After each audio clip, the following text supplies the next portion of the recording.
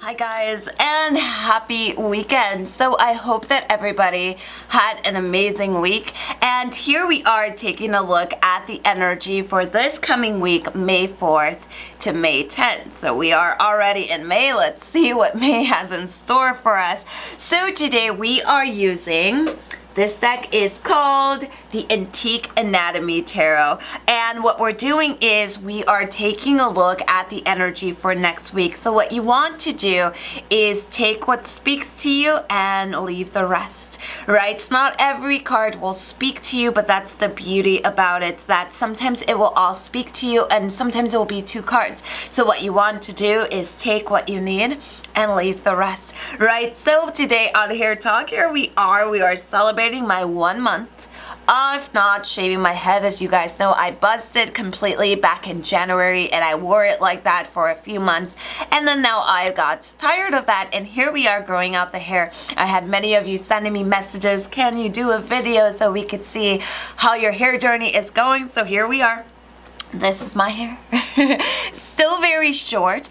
There's a lot of gray. Thankfully that light is not picking it up, but there's a lot of gray. But what I plan on doing, as I've said before, is not dyeing it for a whole year. That may be a lie, but I'm going to try. Now also many of you have sent me messages about the massive sale that we have going on in the shop, because a lot of you are waiting a little bit to get your goodies. Yes, we still have that sale. Yes, that sale is going to be extended till next week as well. So right now it's 44% off shop-wide using code SNACK, 33% off readings using code HUNGRY, and 50% off classes using code what is the code for classes? Using code YUMMY. And I've had people kind of laugh at the codes, but as you can see, they kind of express my my love for snacks during quarantine. And basically, let's go ahead and get started. I have a very nice setup here. I've been doing all of my readings on top of this. So if you guys have had a reading in this last few weeks, you have seen this being used. And right now, I still have openings left for 2020. I am now scheduling readings for November. So if a reading calls you, get on there. I know that nobody likes to wait, but it is a blessing to be booked. I feel for the people that have to wait, but as my clients usually say, the wait is worth it, right? So now that we're done acting like an infomercial, let's go ahead and lower that camera. And what we're gonna take a look is at the energy for May 8th, May 4th to May 10th. So what we're gonna do is we're gonna bring in our deck. And remember, feel free to take what you need and leave what doesn't speak to you.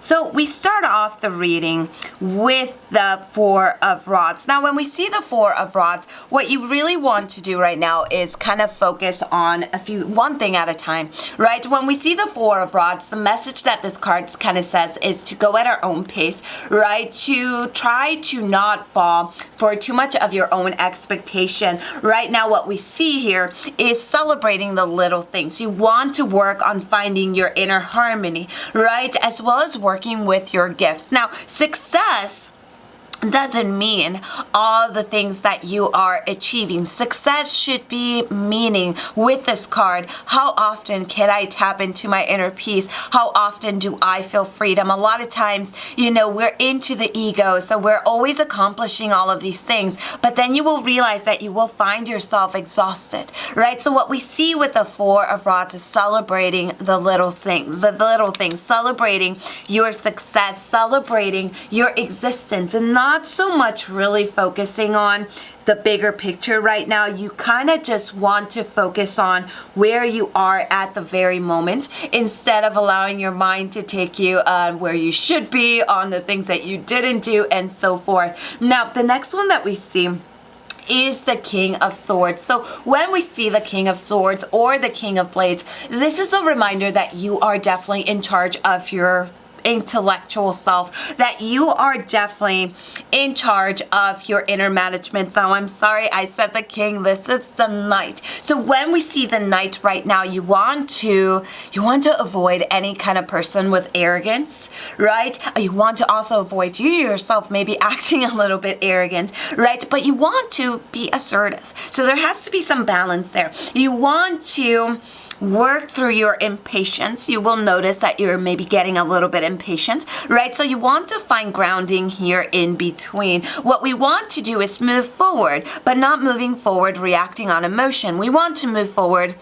after we're grounded, because a lot of times we tend to act out on emotion, and then we end up regretting it and having to work through that, right? So then the next one that we have is the elixir. So what we're seeing here is the 6 of elixir. So when we see the 6 of elixir showing up, what this card is talking about is a lot of nostalgia. So you may feel nostalgic.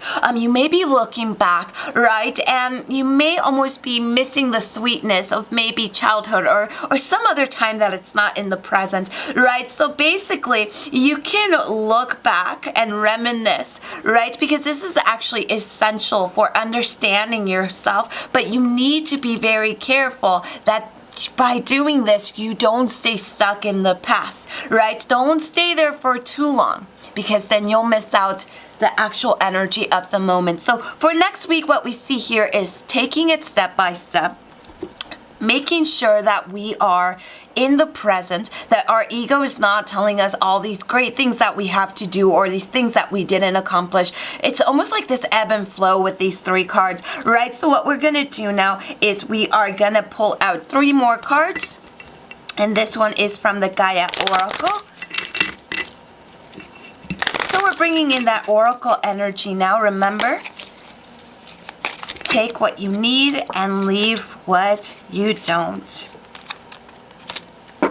So the first one that we still see that nostalgia energy from a whole different deck. And what we see here is the Lost card. So when we see the Lost card, this is maybe next week we will be feeling some type of grief.